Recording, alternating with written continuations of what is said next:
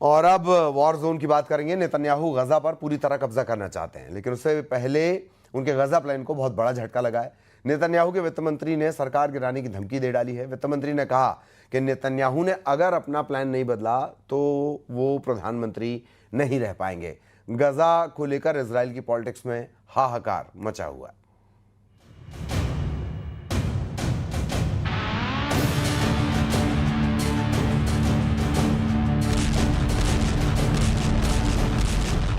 Netanyahu को डराने वाली सबसे खतरनाक तस्वीर है ये। नेतन्याहू को बेचैन करने वाला वीडियो गाजा की तबाह हो चुकी गलियों में नहीं बल्कि इजराइल की सड़कों पर बनाया जा रहा है। इस वीडियो में नेतन्याहू को इजराइल के लोग ही चैलेंज कर रहे हैं, क्योंकि नेतन्याहू ने गाजा को लेकर जो फैसला किया है उसका सबसे बड़ा विरोध अरब देशों, ईरान या फिर तुर्की में नहीं बल्कि इजराइल में ही हो रहा है। नेतन्याहू गाजा पर 100% कब्जा करना चाहते हैं, यानी कि पूरा का पूरा गाजा। अभी इजराइल का गाजा के 75% इलाके पर कब्जा है और 25% ऐसा इलाका है जहां गाजा के करीब 20 लाख लोग टूटी फूटी इमारतों और टेंट में जीवन जी रहे हैं। सेना को पूरी तरह गाजा में झोंक कर नेतन्याहू क्या करना चाहते हैं? उनका आखिर इरादा क्या है, जिसका पूरे इजराइल में अब विरोध हो रहा है? और इसके बारे में अब खुद उनसे ही जान लीजिए। Will Israel take control of all of Gaza? We intend to. Well, we don't want to keep it. We want to have a security perimeter. We don't want to govern it. Netanyahu के इन शब्दों ने Israel और पूरे पश्चिम Asia ही नहीं बल्कि Europe तक हाहाकार मचा दिया है। लंदन में फिलिस्तीन के समर्थकों का प्रदर्शन देखिए और उनकी पुलिस से झड़प भी देखिए। लंदन की पुलिस ने 150 से ज्यादा लोगों को गिरफ्तार किया।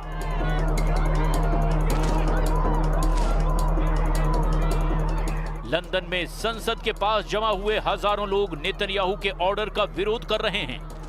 यही हाल यूरोप के कई और शहरों का है, जहां फिलिस्तीन के समर्थन में रैली निकाली गई है। नेतन्याहू के फैसले का विरोध तेज होता जा रहा है। वेस्ट बैंक में फिलिस्तीन के विदेश मंत्री ने इसे नेतन्याहू का बहुत ही खतरनाक एजेंडा बताया है।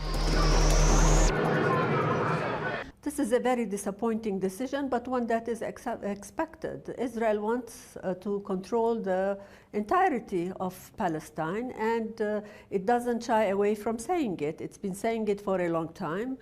This is the intention of the expansionist ideology of Israel.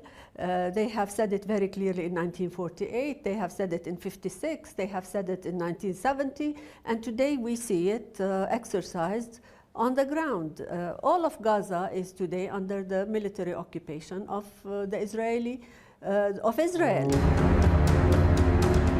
अब तुर्की के शहर इस्तांबुल में निकली ये रैली देखिए। ड्रोन के जरिए बनाए गए इस वीडियो से जाहिर होता है कि तुर्की में इजराइल के खिलाफ कैसा गुस्सा धीरे धीरे उबाल खा रहा है। एर्दोआन कई बार इजराइल को आगाह कर चुके हैं, लेकिन तुर्की में इस गुस्से के बीच नेतन्याहू और एर्दोआन के संबंधों का दूसरा सच ये भी है कि इजराइल को अजरबैजान से सप्लाई होने वाली गैस और तेल तुर्की के रास्ते ही हाइफा पोर्ट पहुंचता है।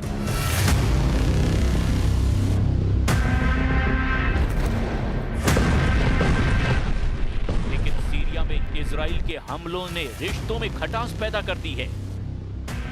हाल ही में तुर्की के राष्ट्रपति एर्दोआन कह चुके हैं कि सीरिया को कमजोर करने वालों को बख्शा नहीं जाएगा। तुर्की के विदेश मंत्री हकन फिदान ने यहां तक कह दिया कि तुर्की हमला करने में भी देरी नहीं करेगा। यानी राष्ट्रपति और विदेश मंत्री तुर्की अब पूरी तरह से इजराइल को अपना टारगेट पर ले चुका है। तुर्की और मिस्र के विदेश मंत्रियों की मुलाकात हुई है। दोनों ने नेतन्याहू के गाजा प्लान का विरोध किया है।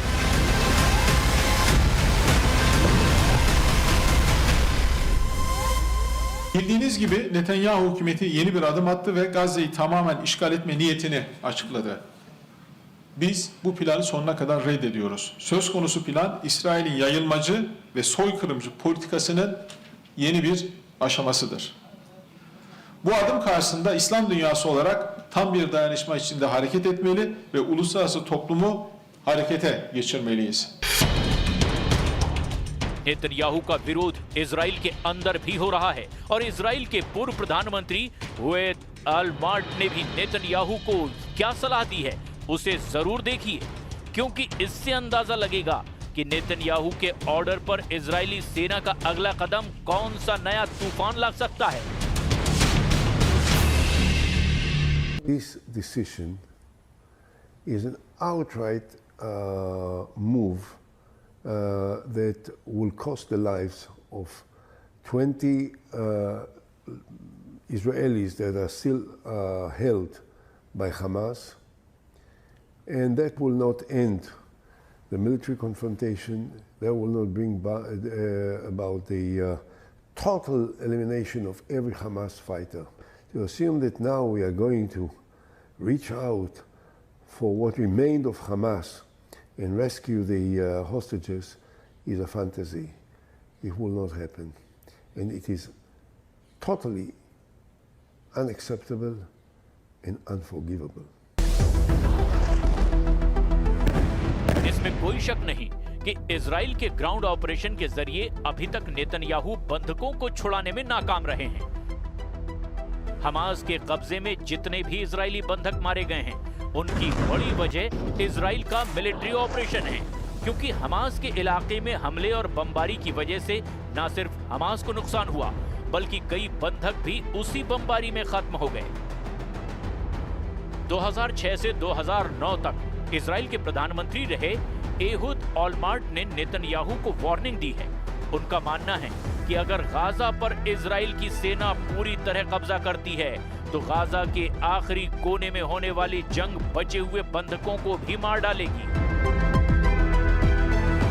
एहुद ओलमार्ट का दावा है कि गाजा में मिलिट्री एक्शन से ना हमास पूरी तरह हारेगा, ना ही बंधकों को बचाया जा सकेगा। We've been fighting for 22 months. And we had very impressive achievements, military achievements, in the course of these 22 months of fighting. Lots of pains and a very heartbreaking cost for us as well. We were responsible for killing many of the hostages as a result of the military operations in areas which were in the confrontation areas. Israel में अंदरूनी रूप से हाहाकार मचा हुआ है। संसद से लेकर नेतन्याहू के दफ्तर तक कोहराम मचा हुआ है। सवाल उठ रहे हैं कि गाजा में हमास के अलावा इजराइल को सबसे बड़ी चोट किसने पहुंचाई है? क्या ईरान की मिसाइलों ने इजराइल को नुकसान पहुंचाया? क्या हमास के खिलाफ चल रहे ग्राउंड ऑपरेशन ने इजराइल को झटके दिए? नेतन्याहू का सबसे बड़ा दुश्मन कौन साबित हुआ है? गाजा, वेस्ट बैंक, मस्जिद अल अक्सा, किस जगह नेतन्याहू को सबसे बड़ी गहरी चोट पहुंचाई जा रही है? देखा जाए तो नेतन्याहू के लिए चैलेंज बढ़ता जा रहा है। गाजा में ग्राउंड ऑपरेशन को लेकर के अब इजराइल के भी अधिकारी नेतन्याहू के फैसलों पर सवाल उठा रहे हैं।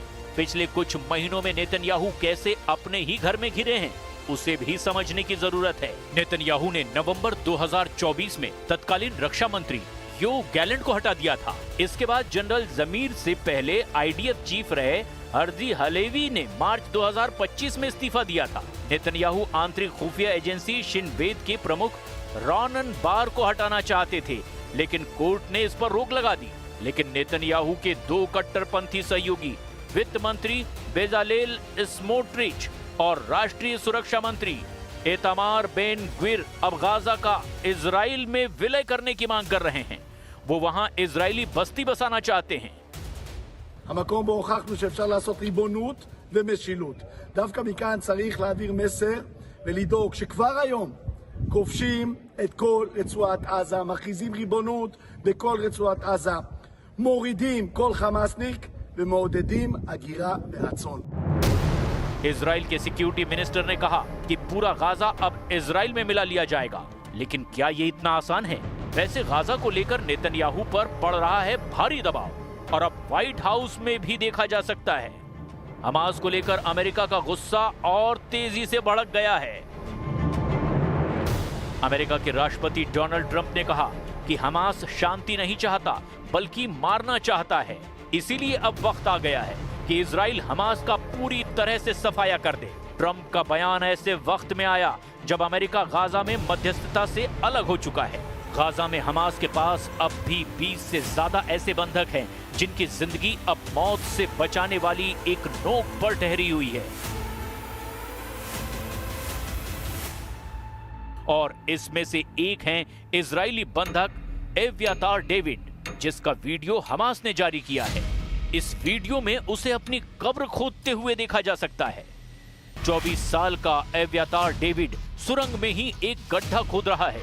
हमास के इस वीडियो में वो बताता है कि ये गड्ढा वो अपनी कब्र बनाने के लिए खोद रहा है। כל יום שעובר הגוף שלי הולך, נחלש, נראה רזה יותר וחלש יותר. מבחינתי זה נראה שאני בדרך למוות שלי. חובר לעצמי את הקבר שבו אני אולי אשכב. ובאמת, כל יום שהולך ועובר, הזמן נגמר. הזמן הולך ואוזל. इस वीडियो को बनाने का मकसद सिर्फ एक नजर आता है, वो है नेतन्याहू पर दबाव, ताकि बंधकों की आजादी की डिमांड को लेकर इजराइल में गुस्सा बढ़े और इसकी जद में नेतन्याहू भी आ जाएं और वो गाजा पर बमबारी बंद करने के लिए मजबूर हो जाएं। हमास के कब्जे में बाकी लोगों का हाल भी एव्यातार डेविड जैसा ही होगा और सबकी जान खतरे में होगी। यही डर पूरे इजराइल को सता रहा है और यही वजह है कि इजराइल की सड़कों पर आए दिन नेतन्याहू के खिलाफ प्रदर्शन होते हैं। लोग पोस्टर लेकर इकट्ठे होते हैं। उनकी मांग है कि इजरायली बंधकों की फौरन रिहाई हो और इसके लिए किसी भी सूरत में युद्ध को खत्म किया जाए और बंधकों को वापस लाया जाए। 7 अक्टूबर को हमास के हमले के दौरान 251 इजरायली बंधक बनाए गए थे। इस वक्त हमास के कब्जे में 22 बंधक बाकी हैं।